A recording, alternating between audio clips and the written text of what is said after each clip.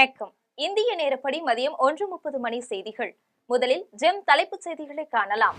மகாலய அமாவாசையொட்டி நாட்டு மக்களுக்கு பிரதமர் நரேந்திர மோடி வாழ்த்து. வியக்கத்தக்க உடல்நலம், வலிமை, நீடித்த மகிழ்ச்சி ஆகியவற்றை துர்காதேவி வழங்கட்டும் என்று வேண்டுதல். இன்று மாலை 5 மணிக்கு நாட்டு மக்களுக்கு உரையாற்றுகிறார் பிரதமர் நரேந்திர மோடி. சரக்கு சேவை வரி சீரமைப்பு இன்று நள்ளிரவில் நடைமுறைக்கு வரவுள்ள நிலையில் உரை. அதிமுக பொதுச் செயலாளர் எடப்பாடி பழனிசாமியுடன் தமிழக பாஜக தலைவர் நயினார் நாகேந்திரன் சந்திப்பு. பரப்புரை பயணத்தில் பங்கேற்கும்படி அழைப்பு விடுத்ததாக நாகேந்திரன் பேட்டி. 1967, 1977 தேர்தல்களின் வெற்றி விளைவை 2026 தேர்தலிலும் நிகழ்த்தி காட்டுவோம் என்று விஜய் சூளுரை. மக்களுக்கான முதன்மை சக்தியான தமிழக வெற்றி கழகம் எதிலும் சமரசம் செய்து கொள்ளாது என்றும் அறிவிப்பு. இஸ்ரேலின் அட்டூழியத்துக்கு உள்ளான பாலஸ்தீனத்தை தனி நாடாக அங்கீகரிக்கிறது பிரிட்டன். பிரதமர் கெய்ர் ஸ்டார்மர் இன்று முறைப்படி அறிவிக்க உள்ளதாக தகவல். இனி விரிவான செய்திகளை காணலாம். மகாலய அமாவாசையொட்டி நாட்டு மக்களுக்கு பிரதமர் நரேந்திர மோடி வாழ்த்துக்களை தெரிவித்துள்ளார். நவராத்திரி விழாவின் தொடக்கமாக அமையும் மகாலய அமாவாசை இன்று கொண்டாடப்படுகிறது. இதையொட்டி பிரதமர் நரேந்திர மோடி எக்ஸ் தள பக்கத்தில் வாழ்த்து செய்தி விடுத்துள்ளார். அதில் நவராத்திரி விழா காலம் அடுத்து வரும் நிலையில் நம் வாழ்வு ஒளி பொருந்தியதாகவும் பயனுள்ளதாகவும் அமையட்டும் என்று தெரிவித்துள்ளார். வியக்கத்தக்க உடல் நலம், வலிமை, நீடித்த மகிழ்ச்சி ஆகியவற்றை துர்காதேவி வழங்கட்டும் என்று பிரதமர் நரேந்திர மோடி தனது வாழ்த்து செய்தியில் குறிப்பிட்டுள்ளார். பிரதமர் நரேந்திர மோடி இன்று மாலை 5 மணிக்கு நாட்டு மக்களுடன் உரையாடுகிறார். செப்டம்பர் 3ஆம் நாள் சரக்கு சேவை வரி கவுன்சில் கூட்டம் நடைபெற்றது. அதன் முடிவில் பேசிய மத்திய நிதியமைச்சர் நிர்மலா சீதாராமன் பல்வேறு பொருட்களுக்கு வரி குறைப்பையும் சில பொருட்களுக்கு வரி விலக்கையும் அறிவித்தார். பீடி, சிகரெட், பான் மசாலா, ஆடம்பர சொகுசு கார்கள் ஆகியவற்றுக்கு 40 விழுக்காடாக வரி உயர்த்தப்படுவதாகவும் அறிவித்தார். இந்த வரி சீரமைப்பு நவராத்திரி தொடக்க காலத்தையொட்டி செப்டம்பர் 22ஆம் நாள் நடைமுறைக்கு வரும் என்றும் நிர்மலா சீதாராமன் அறிவித்தார். வரி சீரமைப்பு இன்று நள்ளிரவில் நடைமுறைக்கு வரவுள்ள நிலையில் அது குறித்து பிரதமர் நரேந்திர மோடி இன்று மாலை 5 மணிக்கு நாட்டு மக்களுடன் உரையாட உள்ளார். அதிமுக பொதுச் செயலாளரும் தமிழ்நாடு சட்டமன்ற எதிர்க்கட்சி தலைவருமான எடப்பாடி பழனிசாமியை பாஜக மாநில தலைவர் நயினார் நாகேந்திரன் சந்தித்து பேசியுள்ளார். சேலத்தில் பிரதமர் நரேந்திர மோடி பிறந்த நாளையொட்டி நடைபெற்ற ஓட்டப்பந்தயத்தை பாஜக மாநில தலைவர் நயினார் நாகேந்திரன் தொடங்கி வைத்தார். அதற்கு பிறகு சேலத்தில் அதிமுக பொதுச் செயலாளர் எடப்பாடி பழனிசாமியை அவர் இல்லத்தில் நயினார் நாகேந்திரன் சந்தித்து பேசியுள்ளார். அப்போது பாஜக மாநில துணைத் தலைவரும் சேலம் பெருங்கோட்ட பொறுப்பாளருமான KP ராமலிங்கம், பாஜகவின் மேலிட பொறுப்பாளர் அரவிந்த் மேனன், மாநில செயலாளர் வினோஜ், பிரச்சார பிரிவு மாநில தலைவர் பாண்டியராஜன், தேசிய பொதுக்குழு உறுப்பினரும் முன்னாள் சட்டமன்ற உறுப்பினருமான சேலஞ்சர் துரை ஆகியோருடன் இருந்தனர். ஒரு சமயத்தில் அவங்களே சொன்னாங்க EPS முதலமைச்சராக வருவதற்கு நான் பிரச்சாரம் செய்யணும்னு சொன்னாங்க. இப்போ அதுல இருந்து அவங்க வெளியே வந்திருக்கிறாங்க. அதனால அதை பத்தி கருத்து நீங்க அவங்கள்ட்ட தான் கேட்கணும். பாஜக தலைவரா அவங்க இணையல இந்த கூட்டணியில அப்படின்னாக்கா தென் மாவட்டங்களில் ஏதாச்சும் பின்னடைவு இருக்கும்னு நினைக்கிறேன் சார். நீ ஒட்டுமொத்தமா தமிழகத்துல தென் மாவட்டம் வட மாவட்டம்னு நீங்க பிரிக்க வேண்டிய அவசியமே கிடையாது. மேற்கு பகுதி கொங்கு நாடா இருந்தாலும் சரி, வடக்கு பகுதியா இருந்தாலும் சரி, நீ தமிழ்நாட்டுல உறுதியா ஆட்சி மாற்றம் வருவது உறுதிங்கிறதான் என்னால உறுதியா சொல்ல முடியும். 1967, 1977 தேர்தல்களின் வெற்றி விளைவை 2026 தேர்தலிலும் நிகழ்த்தி காட்டுவோம் என்று புதியதோர் உலகம் செய்வோம், கெட்ட போரிடும் உலகத்தை வேரோடு சாய்ப்போம் என்றும் தமிழக வெற்றி கழக தலைவர் விஜய் தெரிவித்துள்ளார். அவர் வெளியிட்டுள்ள அறிக்கையில் ஆள் வைத்து பொய்யான கதையாடல்களை செய்வோர் ஒவ்வொரு நாளும் மக்களிடையே தமிழக வெற்றி கழகத்துக்கு பெருகி வரும் அங்கீகாரத்தை கண்டு அஞ்சி நடுங்குவதாக குறிப்பிட்டுள்ளார். இந்த நடுக்கத்தினாலேயே மக்கள் சந்திப்பு நிகழ்ச்சிக்கு அனுமதி கேட்கும் பொழுதெல்லாம் யாருக்கும் விதிக்காத கடுமையான விதிமுறைகளை விதிப்பதாகவும் குறிப்பிட்டுள்ளார். தமிழ்நாட்டு மக்களுக்கான முதன்மை சக்தியான தமிழக வெற்றி கழகம் எதிலும் சமரசம் செய்து கொள்ளாது என்று விஜய் தெரிவித்துள்ளார். அதிமுக நைந்து கொண்டு இருப்பது அங்கு இருப்பவர்களுக்கே தெரியும் என்று தமிழக அமைச்சர் ரகுபதி தெரிவித்துள்ளார். புதுக்கோட்டை மாவட்டம் ஆலங்குடி அருகே கீரமங்கலத்தில் தமிழ்நாட்டை தலைகுனிய விடமாட்டோம் என்ற தலைப்பில் அமைச்சர்கள் ரகுபதி, மையநாதன் ஆகியோர் தலைமையில் உறுதிமொழி ஏற்கப்பட்டது. அப்போது பேசிய பிற்படுத்தப்பட்டோர் நலத்துறை அமைச்சர் மையநாதன், வட மாநிலங்களில் பல தங்கள் தாய்மொழியை இழந்திருப்பதாகவும், ஆனால் தமிழ்நாடு மட்டும்தான் தாய்மொழியான தமிழை காத்து நிற்பதாக பெருமிதம் தெரிவித்தார். கூட்டத்தில் பேசிய அமைச்சர் ரகுபதி, ஜெயலலிதா இறந்த பின் 4.5 ஆண்டு காலம் அதிமுக ஆட்சியில் இருந்ததற்கு காரணம் பாஜக தான் என கூறும் பழனிசாமி, நாடாளுமன்ற தேர்தலில் அதே பாஜகவை கழற்றிவிட்டுத்தானே வந்தார் என்று குறிப்பிட்டார். அதிமுக நைந்து கொண்டிருப்பது அங்கு இருப்பவர்களுக்கே தெரியும் என்றும், எடப்பாடி பழனிசாமி திண்டுக்கல் பூட்டை வாங்கி பூட்டி விடுவார் என்றும் ரகுபதி குறிப்பிட்டார்.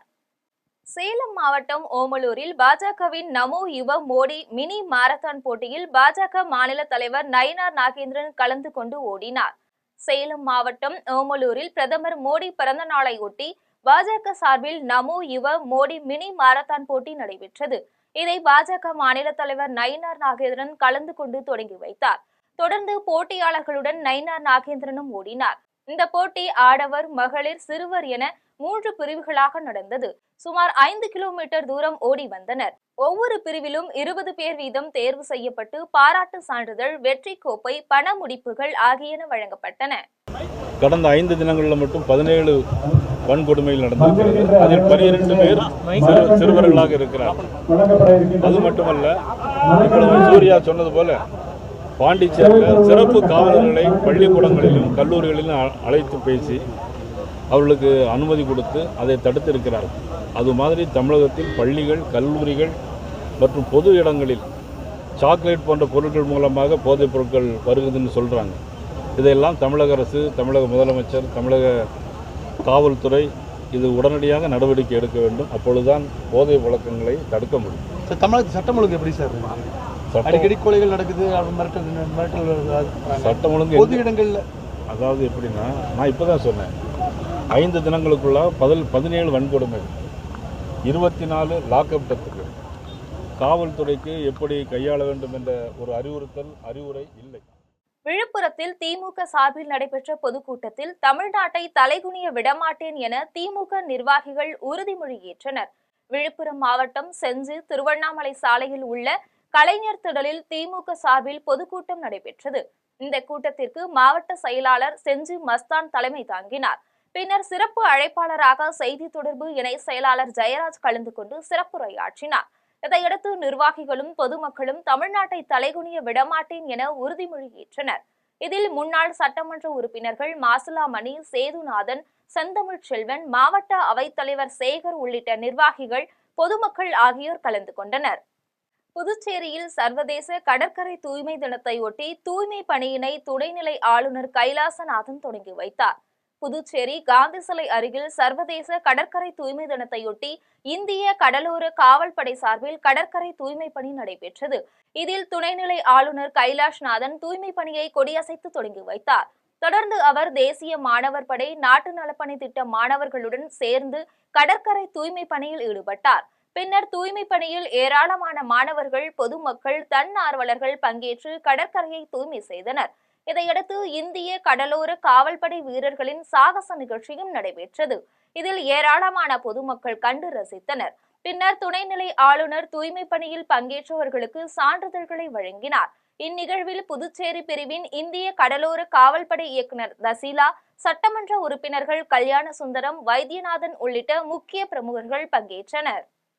தேனியில் நடைபெற்ற விழிப்புணர்வு பேரணியை மாவட்ட ஆட்சியர் தொடங்கி வைத்தார்.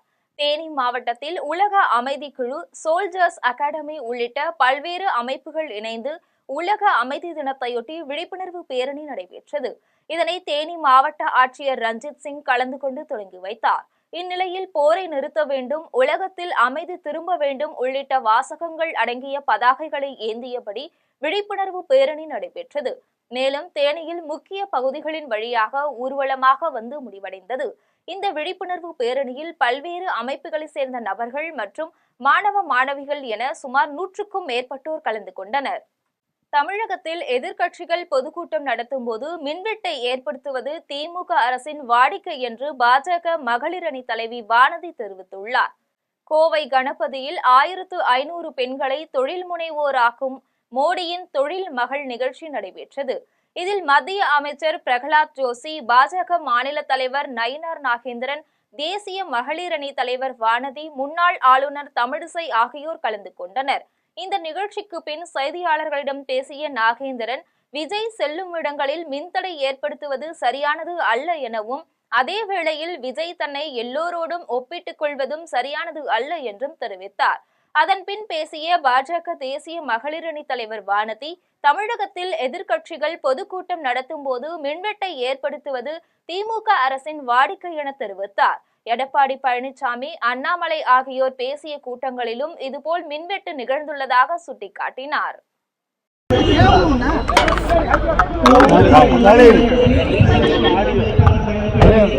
இன்னைக்கு பிரச்சாரத்துல பேசும்போது நடிகர் விஜய் என்ன சொல்றாருன்னா, நான் போற இடங்கள்லாம் வந்து பவர் கட் பண்றீங்க, பல கட்டுப்பாடுகள் இருக்கிறீங்க.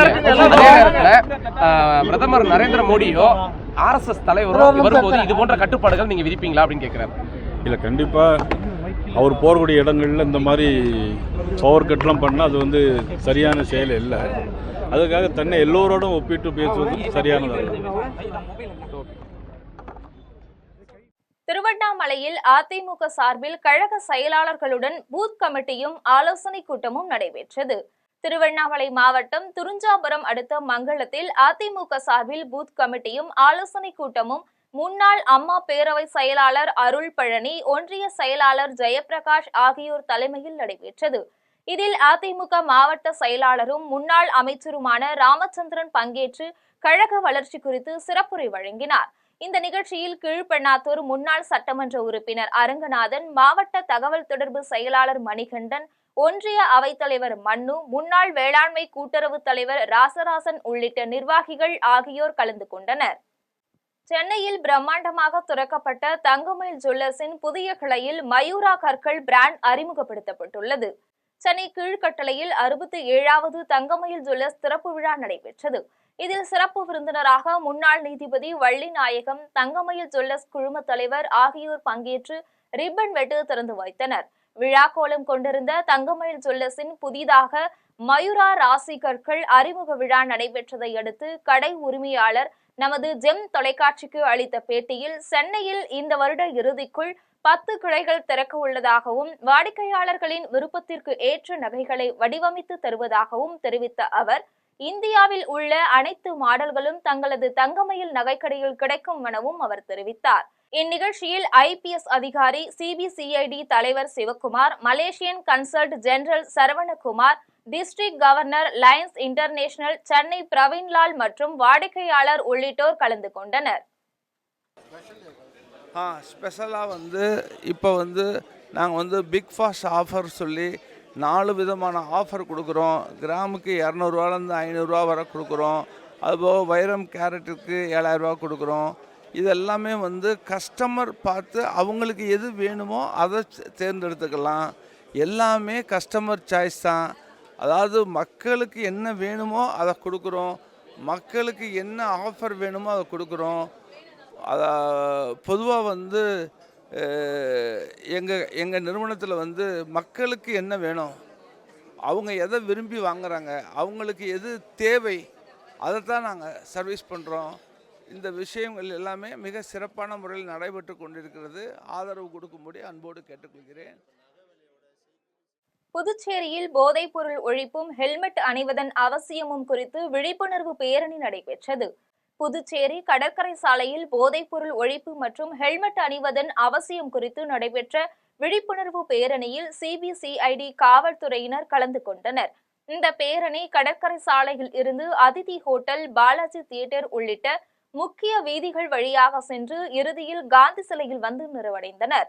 இந்த விழிப்புணர்வு நிகழ்ச்சியில் போதைப் பொருள் பழக்கத்தின் தீமைகள் குறித்தும், ஹெல்மெட் அணிந்து இருசக்கர வாகனம் ஓட்டும் பாதுகாப்பை குறித்தும் பொதுமக்கள், இளைஞர்களிடையே விழிப்புணர்வு ஏற்படுத்தினர். கோவையில் சியால் கார் பந்தயத்தின் 3வது தகுதிச் சுற்று போட்டி நடைபெற்றது. கோவை மலுமிச்சம்பட்டியில் உள்ள பொறியியல் கல்லூரியில் சியால் எனும் தென்னிந்தியன் ஆட்டோகிராஸ் லீக்கின் 3வது தகுதிச் சுற்று போட்டி நடைபெற்றது. இதில் ஓபன், அமெச்சூர், பெண்கள் என 3 பிரிவுகளில் போட்டிகள் நடைபெற்றன. இந்த போட்டிகளில் நாடு முழுவதும் இருந்து பெண் ஓட்டுநர்கள் உள்ளிட்ட 20 போட்டியாளர்கள் பங்கு பெற்றனர். இதில் ஓபன் பிரிவில் டினூப், அமெச்சூர் பிரிவில் விஹான், பெண்கள் பிரிவில் சோனாக்ஷி ஆகியோர் முதலிடம் பிடித்தனர். இந்நிலையில் 4வது சுற்று போட்டிகள் மதுரை அருகே உள்ள கலாசலிங்கம் பல்கலைக்கழகத்தில் நடைபெற உள்ளது. இதைத் தொடர்ந்து பார்வையாளர்கள் இலவசமாக போட்டியை கண்டு ரசிக்கலாம் என போட்டி ஒருங்கிணைப்பாளர்கள் தெரிவித்தனர். காரைக்காலில் விநாயக மிஷன் மருத்துவக் கல்லூரி சார்பில் எழுத்தறிவு விழிப்புணர்வு மாரத்தான் போட்டி நடைபெற்றது. காரைக்கால் மாவட்டம் விநாயக மிஷன் மருத்துவக் கல்லூரி சார்பில் எழுத்தறிவு விழிப்புணர்வு மாரத்தான் போட்டி நடைபெற்றது. இந்த போட்டியினை மருத்துவக் கல்லூரியின் நிறுவனர் சேரன், காவல் உதவி ஆய்வாளர் சுரேஷ் ஆகியோர் கொடியசைத்து தொடங்கி வைத்தனர். இதில் 300க்கும் மேற்பட்ட மருத்துவ செயலி மாணவர்கள் புதிய பேருந்து நிலையத்திலிருந்து பாரதியார் சாலை வழியாக 5 கிலோமீட்டர் தூரம் வரை சென்று கல்லூரிக்கு வந்தடைந்தனர். பின்னர் போட்டியில் வென்ற மாணவ மாணவிகளுக்கு பதக்கமும் ரொக்கப்பணமும் வழங்கி சிறப்பித்தனர். வாக்கு திருட்டில் ஈடுபடுவதாக தேர்தல் ஆணையம் மற்றும் மத்திய மாநில அரசுகளை கண்டித்து காங்கிரஸ் சார்பில் கண்டன ஆர்ப்பாட்டம் நடைபெற்றது. புதுச்சேரி மாநிலம் காரைக்காலில் வாக்கு திருட்டில் ஈடுபடுவதாக தேர்தல் ஆணையம் மற்றும் மத்திய மாநில அரசுகளை கண்டித்து காங்கிரஸ் கட்சியின் சார்பில் கண்டன ஆர்ப்பாட்டம் நடைபெற்றது. மேலும் இந்த கண்டன ஆர்ப்பாட்டமானது மாவட்ட தலைவர் சந்திரமோகன் தலைமையில் காரைக்கால் புதிய பேருந்து நிலையம் அருகில் நடைபெற்றது. இதில் பாராளுமன்ற உறுப்பினர் வைத்தியலிங்கம், முன்னாள் அமைச்சர் கமலக்கண்ணன், சுப்பிரமணியன், ரஞ்சித், நிர்மலா மற்றும் கட்சி நிர்வாகிகள் ஏராளமானோர் பங்கேற்று வாக்கு திருட்டில் ஈடுபடுவதாக தேர்தல் ஆணையம் மற்றும் மத்திய மாநில அரசுக்கு எதிராக கண்டன கோஷங்களை எழுப்பினர். இதனைத் தொடர்ந்து செய்தியாளர்களை சந்தித்த பாராளுமன்ற உறுப்பினர் வைத்தியலிங்கம் கூறியது, மேலும் இந்த வாக்கு திருட்டு என்பது நாடு முழுவதும் பரவியிருக்கும் பெரிய வியாதி. இதற்கான முக்கிய காரணம் அரசாங்க அதிகாரத்தில் உள்ள அமைச்சர்களும் நாடாளுமன்ற உறுப்பினர்களே காரணம். மேலும் ராகுல் காந்தி கூறியிருப்பது பார்த்தால் 50க்கும் மேற்பட்ட இடங்களில் வாக்கு திருட்டு நடந்திருக்கலாம் என தோன்றுகின்றது. வாக்கு திருட்டு நடைபெறவில்லை என்றால் மோடி இந்நேரம் ஆட்சியில் இருந்திருக்க முடியாது என்று தோன்றுகிறது. மேலும் சட்டமன்ற தேர்தலை எதிர்நோக்கி இங்கு உள்ள பாஜக அரசு செயல்படுவதாகவும், புதுச்சேரியில் வாக்கு திருட்டுக்கு உண்டான பணிகளை மேற்கொண்டு வருவதாகவும், இதனை தடுப்பதற்காகத்தான் மாவட்ட வாரியாக போராட்டங்கள் நடத்தி மக்களுக்கு விழிப்புணர்வை ஏற்படுத்தி வருவதாக பாராளுமன்ற உறுப்பினர் வைத்தியலிங்கம் தெரிவித்தார்.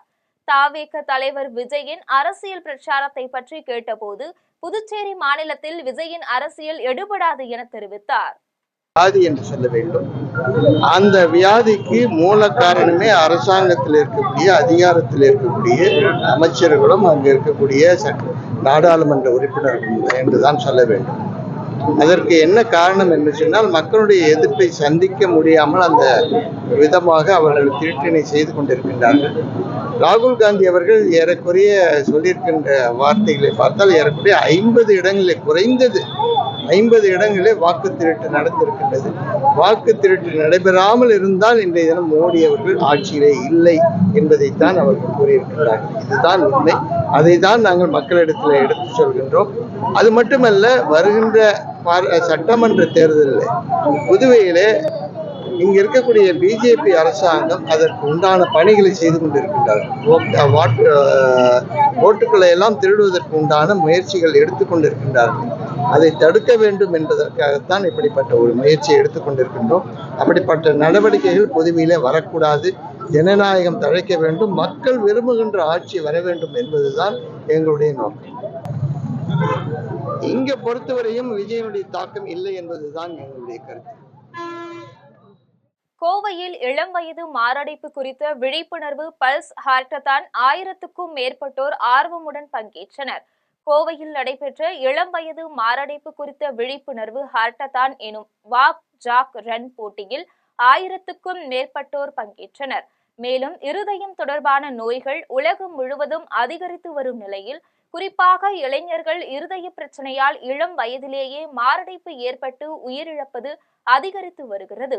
மேலும் இருதயத்தை சீராக வைத்துக் கொள்ள உடற்பயிற்சி, சரியான உணவு முறைகள் அவசியம், புகைப்பிடித்தலை தவிர்க்க வேண்டும் என்பதை வலியுறுத்தும் விதமாகவும் 30 முதல் 40 வயதில் வரும் மாரடைப்பு பாதிப்புகள் குறித்த விழிப்புணர்வு ஏற்படுத்தும் வகையில் பல்ஸ் ஹார்டத்தான் நிகழ்ச்சி கோவை ராம்நகர் பகுதியில் நடைபெற்றது.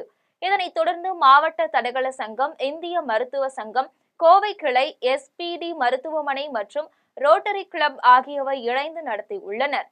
இந்நிகழ்ச்சியில் N4 பட்டாலியின் DSP செந்தில்குமார் மற்றும் காவல்துறை துணை ஆணையர் அசோக் குமார் ஆகியோர் கொடியசைத்து தொடங்கி வைத்தனர். இதனைத் தொடர்ந்து வாக் ஜாக் ரன் முறையில் நடைப்பயணத்துடன் கூடிய 5 கிலோமீட்டர் தூரம் மாரத்தான் ஓட்டமும் நடைபெற்றது. இதில் குழந்தைகள் முதல் பெரியவர்கள் வரை என 1000த்திற்கும் மேற்பட்டோர் கலந்து கொண்டு மாரடைப்பை தடுப்போம், உடல்நலம் காப்போம், உயிர் காப்போம் என விழிப்புணர்வு ஏற்படுத்தினர். வேர்ல்டு ஹார்ட் டேக்கு டோன்ட் மிஸ் அ பீட் இதுதான் இந்த வருஷத்தோட தீமு. ஸோ ஒரு உயிரை கூட நம்ம இழக்கக்கூடாதுங்கிறது அதோட தீமு. ஸோ இந்த தீமில் நம்ம வந்து இந்த பல்ஸ் ஆட்டத்தான் பல்ஸ்டாக உங்கள் ஹார்ட் ரேட்டை கூட்டி பல்ஸாக உங்கள் ஹார்ட் ரேட்டை குறைச்சோன்னா உங்கள் ஹார்ட் ஸ்ட்ராங் ஆகுங்கிற கான்செப்டில் 3வது வருஷமாக பண்ணுறோம்.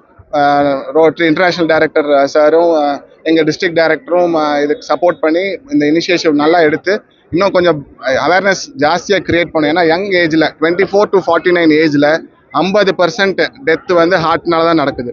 ஸோ இது வந்து வெஸ்டர்ன் கண்ட்ரீஸில் 23% தான். ஆனால் நம்ம இந்தியாவில் இது 50%. ஸோ அது ரொம்ப முக்கியமான விஷயம். இப்போ நம்ம கண் முழிச்சுக்கலன்னா ரொம்ப தொந்தரவு நம்ம யங் ஏஜில் வரும்.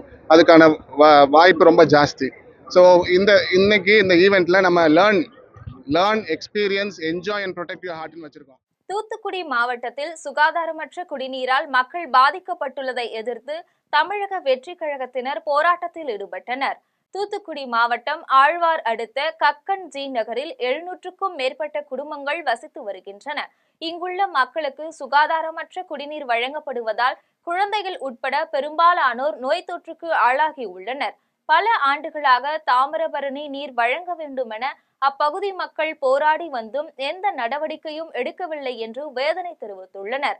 இந்நிலையில் கக்கன்ஜி நகர் பகுதி மக்களுக்கு ஆற்று நீர் வழங்க வேண்டும் என வலியுறுத்தி தூத்துக்குடி மேற்கு மாவட்ட பொறுப்பாளர் அன்னை விஜி சரவணன் தலைமையில் அக்கட்சியினர் ஆழ்வார் திருநகரில் போராட்டத்தில் ஈடுபட்டனர். இது குறித்து அன்னை விஜி கூறும்போது, இந்த பகுதி மக்களுக்கு குடிநீர் வழங்குவதில் அதிகாரிகள் தொடர்ந்து அலட்சியம் காட்டி வருவதாகவும் பலர் கல்லடைப்பு நோயினால் பாதிக்கப்பட்டு வரும் நிலையில் எந்த நடவடிக்கையும் எடுக்காதது கண்டனத்துக்கு உரியது என்றும் தெரிவித்தார். இந்த கோரிக்கை நிறைவேற்றப்படாத பட்சத்தில் தொடர் போராட்டத்தில் ஈடுபட உள்ளதாக தெரிவித்தார். தமிழக வெற்றி கழகம் தூத்துக்குடி மேற்கு மாவட்டம். இன்னைக்கு எங்கள் தளபதி வந்து மக்களுக்கான வீடு மக்களோட குறைகளை கேட்க சொல்லியிருக்காங்க. கிட்டத்தட்ட 10 மாசமான சிறுவண்ட தொகுதியில் இந்த கக்கநீர் மக்களுக்கு வந்து ஆழ்வாரில் தொடர்ந்து வந்து தண்ணி பிரச்சனை இருந்துருக்கு. இதில் என்ன பெரிய கொடுமை என்னன்னா, அங்கே வந்து ஒரு 4 வயசு 5 வயசு குழந்தைய கூட அதை கிட்னிகள்னு சொல்லுவாங்க. ஏன்னா இன்றைக்கி ஒரு 40 வயசுக்கு மேலே வந்தால் கூட தாங்க முடியாது அந்த வழியை. ஆனால் அந்த குழந்தைகளுக்கு வந்து சின்ன சின்ன குழந்தைய கூட கிட்னிகள், ஏன்னா அங்கே தண்ணி ஏற்பா, அதாவது இன்றைக்கி பார்த்து தாமிரபரணியிலேருந்து ஒரு 10 இடத்துல தாமிரபரணி இருக்குது. ஆனால் வத்தாத நதின்னு சொல்லுவாங்க. இப்படி தாமிரபரணிலேருந்து தண்ணியை வந்து அங்கே சப்ளை பண்ணாமல் அதுக்கு தனியாக ஒரு போர் வாட்டர் லைனை கொடுத்து அந்த மக்களை மட்டும் தனிப்பட்ட முறையில் தண்ணியை கொடுத்துட்டு இருக்காங்க. இதனால அந்த மக்கள் ரொம்ப பாதிக்கப்பட்டு இருக்கு. அதுபோக அந்த தண்ணியுமே முறையாக வந்து கொடுக்கவே இல்லை. அதுபோக கரண்ட் வசதியும் அந்த இதில் எதுவுமே முறையான வசதிகளே இது இல்லை. இது மட்டும் இல்லாமல் அங்கே வந்து இந்த மக்களை வந்து ஏதோ இந்த ஒதுக்கப்பட்ட மக்கள் மாதிரி தனியாக ஒதுக்குற மாதிரியும் அவங்களுக்கு எதுவும் தெரியல. இது மட்டும் இல்லை, இது சிறுவண்ட தொகுதி இது வந்து நிலையா இருக்குது. இன்னைக்கு வந்து நாங்களே தமிழக வெற்றி கழகம் மூலமாக ஒவ்வொரு பகுதியிலும் கிட்டத்தட்ட 2 குடம் தண்ணியை கொடுத்துட்டு இருக்கோம். ஏன்னா வந்து சிறுவண்ட தொகுதி முழுவதுமே தண்ணி பிரச்சனை இருக்குது. இது ஆளும் கட்சியும் பார்க்குற கிடையாது, எதிர்கட்சியும் பார்க்குற கிடையாது, இங்கே உள்ள கரண்ட் எம்எல்ஏயும் பார்க்குற கிடையாது, முன்னாள் எம்எல்ஏயும் பார்க்குற கிடையாது. எல்லாருமே மக்களுக்கான ஒரு இது இல்லை. இதுக்கு மேலே தளபதி ஆட்சி வந்து மக்களுக்கான ஒரு ஆட்சி அமையும். இந்த சிறுவண்ட மக்களுக்கான ஒரு விடிகாலம் திறக்கும். பேர் அன்னை விஜயசரவணன், தூத்துக்குடி மேற்கு மாவட்ட திருப்பதியில் வயதானவர்களை கட்டி வைத்து 70,000 ரூபாய் பணத்தை முகமூடி கொள்ளையர்கள் திருடிச் சென்ற சம்பவம் பெரும் பரபரப்பை ஏற்படுத்தியுள்ளது. திருப்பதி மாவட்டம் சந்திரகிரி அருகே காசிபண்ட்லா கிராமத்தில் நாகேஸ்வர ராவ், அவரது மனைவி, தாயார் என 3 பேர் வீட்டில் வசித்து வருகின்றனர். இந்நிலையில் மூவரும் வயதானவர்களாக இருந்த நிலையில் முகமூடி அணிந்து 4 பேர் வீட்டிற்குள் வந்தனர். பின்னர் மூவரையும் கயிற்றால் கட்டப்பட்டு கத்திகளால் தாக்கி வீட்டில் இருந்த 70,000 ரூபாய் பணத்தையும் தங்கத்தையும் எடுத்து சென்றனர். இதையடுத்து முதியவர்களின் அலறல் சத்தத்தை கேட்ட அக்கம் பக்கத்தினர் வீட்டிற்குள் வந்து முதியவர்களை கட்டுகளை அவிழ்த்து காவல்துறையினருக்கு தகவல் அளித்தனர். இந்த சம்பவம் குறித்து காவல்துறையினர் வழக்கு பதிவு செய்து திருடர்களை தேடி வருகின்றனர். ஆட்டையாம்பட்டி அருகே குட்டையில் குளிக்க சென்ற சகோதரர்கள் 2 பேர் நீரில் மூழ்கி உயிரிழந்தனர். சேலம் ஆட்டையாம்பட்டி மின்னக்கல் ஊராட்சியை சேர்ந்தவர் சுப்பிரமணி. இவரது மகன்கள் நிஷாந்த் மற்றும் பிரசாந்த் இருவரும் நண்பர்களுடன் சேர்ந்து அருகில் இருக்கும் குட்டையில் குளிக்க சென்றனர். சகோதரர்கள் இருவரும் நீச்சல் தெரியாத நிலையில் எதிர்பாராத விதமாக ஆழத்திற்கு சென்றபோது இருவரும் தத்தளித்தபடி தண்ணீரில் மூழ்கினர். தகவல் அறிந்து சம்பவ இடத்திற்கு வந்த ஆட்டையாம்பட்டி போலீசார் அங்கு ஆடு மேய்த்து கொண்டிருந்தவர்கள் உதவியுடன் சகோதரர்கள் இருவரின் உடலை மீட்டு உடற்கூறு ஆய்வுக்காக சேலம் அரசு மருத்துவமனைக்கு அனுப்பி வைத்தனர். மேலும் இதுகுறித்து ஆட்டையாம்பட்டி போலீசார் வழக்கு பதிவு செய்து விசாரணை நடத்தி வருகின்றனர். சேலம் திருமணி முத்தாற்றில் 10 நாட்களாக சாயக்கழிவுநீர் ஓடுவதை கண்டும் மாவட்ட நிர்வாகமும் மாசு கட்டுப்பாட்டு வாரிய அதிகாரிகளும் எந்த நடவடிக்கையும் எடுக்கவில்லை என்று விவசாயிகள் குற்றம் சாட்டியுள்ளனர். சேவராயன் மலையில் உருவாகும் திருமணி முத்தாறு சேலம் மாநகரம் வழியாக பாய்ந்து நாமக்கல் மாவட்டம் பரமத்தி வேலூர் அருகே நன்சை இடையாற்றில் காவிரி ஆற்றில் கலக்கிறது. சேர்வராயன் மலைப்பகுதியிலும் சேலம் மாநகரிலும் கடந்த 10 நாட்களாக இரவு நேரங்களில் தொடர்ந்து மழை பெய்தது. இதனால் திருமணி முத்தாற்றில் கரை புரண்டு வெள்ளம் பாய்கிறது. இதனை தங்களுக்கு சாதகமாக பயன்படுத்திக் கொண்ட சாய் ஆலைகளின் உரிமையாளர்கள் பல நாட்களாக தேக்கி வைத்திருந்த சாய கழிவுகளை அப்படியே வெள்ளத்தில் திறந்துவிட்டனர். அணைமேடு, அம்மாப்பேட்டை, பொன்னம்மாப்பேட்டை, கருங்கல்பட்டி, செவ்வாய்ப்பேட்டை, குகை, அன்னதானப்பட்டி, சிவதாபுரம் ஆகிய பகுதிகளில் உள்ள சாய ஆலைகள் கழிவு நீரை திருமணி முத்தாற்றில் திறந்து விடுவதால் நுரை பொங்கியபடி பாய்கிறது. சாய கழிவுநீர் வயலில் பாய்ந்தால் பயிர்கள் அழிந்துவிடும் என்றும் இதனால் திருமணி முத்தாறு மட்டுமின்றி காவிரி நீரும் மாசுபட்டு வருவதாகவும் விவசாயிகள் தெரிவித்தனர். மாசுபாட்டை தடுக்க வேண்டிய மாசு கட்டுப்பாட்டு வாரிய அதிகாரிகள் காசுக்காக கண்களை கட்டிக் கொண்டதாக குற்றம் சாட்டியுள்ளார். சேலத்தில் உயிரை மாய்த்து கொண்ட லாரி உரிமையாளர் அதற்கு முன் தனது சாவுக்கு மாமியாரும் சகலையும் காரணம் என்று வீடியோவில் பதிவு செய்திருப்பது பரபரப்பை ஏற்படுத்தியுள்ளது. சேலம் அஸ்தம்பட்டி நடராஜபுரத்தை சேர்ந்தவர் சிவகுமார். அவர் மனைவி கோட்டீஸ்வரி. லாரி வைத்து தொழில் நடத்தி வரும் இவர்களுக்கு ஒரு மகனும் ஒரு மகளும் உள்ளனர். ஏற்கனவே கணவன் மனைவியிடையே தகராறு இருந்து வந்த நிலையில் கோட்டீஸ்வரி அவரின் தாய் வீட்டுக்கு சென்று விட்டார். இதனால் மன உளைச்சலில் இருந்த சிவகுமார் நஞ்சருந்தி தன் உயிரை மாய்த்து கொண்டார். கணவனின் இறுதி சடங்குக்கு வர அவர் மனைவி கோட்டீஸ்வரி மறுத்துவிட்டார். இந்நிலையில் சிவகுமார் சாகும் முன் தனது வாட்ஸ்அப்பில் அனுப்பிய வீடியோ இப்போது வெளியாகி உள்ளது. அதில் தனது முடிவுக்கு மாமியார் லட்சுமியும் சகலை ரவியும் தான் காரணம் என்றும் அவர்கள் மீது போலீசார் நடவடிக்கை எடுக்க வேண்டும் என்றும் கோரிக்கை விடுத்துள்ளார். இந்த வீடியோவுடன் சிவகுமாரின் பெற்றோர் அஸ்தம்பட்டி காவல் நிலையத்தில் புகார் அளித்துள்ளனர். சென்னை திருவொற்றியூரில் வயதான மூதாட்டியிடம் 17 பவுண்ட் தாலிச் சங்கிலியை திருடிக்கொண்டு ஒடிசா மாநிலத்துக்கு செல்லவிருந்த பணிப்பெண்ணை காவல்துறையினர் கைது செய்துள்ளனர். சென்னை திருவொற்றியூர் எழுத்துக்காரன் தெருவை சேர்ந்த ஜெயராஜ் என்பவரின் மனைவி ஆனந்தகனி 3 ஆண்டுகளாக கை கால் செயலிழந்து படுத்த படுக்கையாக உள்ளார். அவரை பராமரிக்க சென்னை வில்லிவாக்கத்தை சேர்ந்த குளோபல் ஹோம் சர்வீஸ் சென்டர் நிறுவனம் இந்திரா என்பவரை அனுப்பி வைத்தது. அவர் விடுமுறை எடுத்த நிலையில் நெமிலிச்சேரியை சேர்ந்த பிரீத்தி என்கிற பணிப்பெண்ணை அனுப்பி வைத்துள்ளது. ஆனந்தகனியை குளிப்பாட்டி படுக்க வைத்த பிரீத்தி அதன் பிறகு வீட்டுக்கு சென்று விட்டார். இந்த நிலையில் தனது மாமியார் கழுத்தில் கிடந்த தாலிச்சங்கிலி காணாமல் போனதை கண்டு அதிர்ச்சி அடைந்த மருமகள் அதை ஜெயராஜிடம் கூறியுள்ளார். இதையடுத்து ஜெயராஜ் திருவொற்றியூர் காவல் நிலையத்தில் புகார் அளித்தார். வழக்கு பதிந்த காவல்துறையினர் முதலில் சந்தேகத்தில் இந்திராவை விசாரித்தனர். அவர் தவறு செய்யாதது தெரிய வந்ததை அடுத்து நெமிலிச்சேரியில் உள்ள பிரீத்தியின் வீட்டுக்கு விசாரணைக்கு சென்றனர். அங்கு அலமாரியில் மூதாட்டியின் தங்கச்சங்கிலி இருப்பதை கண்டுபிடித்தனர். விசாரணையில் மூதாட்டியின் தாலிச்சங்கிலியை திருடியதை பிரீத்தி ஒப்புக்கொண்டார். ஒடிசாவை சேர்ந்தவரை திருமணம் செய்து கொண்ட அவர் நகையை விற்றுவிட்டு அந்த மாநிலத்துக்கு செல்லவிருந்ததும் தெரிய வந்தது. இந்நிலையில் அவரை கைது செய்ததுடன் நகை பறிமுதல் செய்துள்ளனர். தென்காசியில் புகழ்பெற்ற தூய மிக்கேல் அதிதூதர் திருத்தலத்தில் 363வது ஆண்டு பெருவிழா கொடியேற்றத்துடன் தொடங்கியது. தென்காசி தூய மிக்கேல் அதிதூதர் ஆலயத்தில் ஆண்டுதோறும் செப்டம்பர் 20 முதல் 10 நாட்கள் திருவிழா நடைபெறுவது வழக்கம். இந்த திருத்தலத்தின் 363வது ஆண்டு திருவிழா நேற்று கொடியேற்றத்துடன் கோலாகலமாக தொடங்கியது. திருத்தல கொடியேற்ற நிகழ்ச்சியில் அகரக்கட்டு பங்கு தந்தை அருட்பணி அலாசியஸ் துரைராஜ் அடிகளார் தலைமையில் ஊர் பொதுமக்கள் ஒன்று கூடி அதிதூதரின் உருவம் பொறித்த திருக்கொடியை பவனியாக கொண்டு வந்தனர். அந்த கொடியை ஆலயத்தின் திருப்பலி பீடத்தில் வைத்து அருட்தந்தையர்களால் ஜெபம் செய்து மந்திரிக்கப்பட்ட பின்னர் கொடிமரத்துக்கு கொண்டு வரப்பட்டது. பாளையங்கோட்டை தூய சவேரியார் கல்லூரியின் முதல்வர் அருட்பணி காட்பியின் ரூபஸ் அடிகளார் தலைமையிலும் அகரக்கட்டு பங்கு தந்தை அலாசியஸ் துரைராஜ் அடிகளார் முன்னிலையில் திருக்கொடி ஏற்றப்பட்டது. தொடர்ந்து நவநாள் திருப்பலி நடைபெற்றது. மீண்டும் ஜெம் தலைப்புச் செய்திகள். மகாலய அமாவாசையொட்டி நாட்டு மக்களுக்கு பிரதமர் நரேந்திர மோடி வாழ்த்து. வியக்கத்தக்க உடல்நலம், வலிமை, நீடித்த மகிழ்ச்சி ஆகியவற்றை துர்காதேவி வழங்கட்டும் என்று வேண்டுதல். இன்று மாலை 5 மணிக்கு நாட்டு மக்களுக்கு உரையாற்றுகிறார் பிரதமர் நரேந்திர மோடி. சரக்கு சேவை வரி சீரமைப்பு இன்று நள்ளிரவில் நடைமுறைக்கு வரவுள்ள நிலையில் உரை. அதிமுக பொதுச் செயலாளர் எடப்பாடி பழனிசாமியுடன் தமிழக பாஜக தலைவர் நயினார் நாகேந்திரன் சந்திப்பு. பரப்புரை பயணத்தில் பங்கேற்கும்படி அழைப்பு விடுத்ததாக நாகேந்திரன் பேட்டி.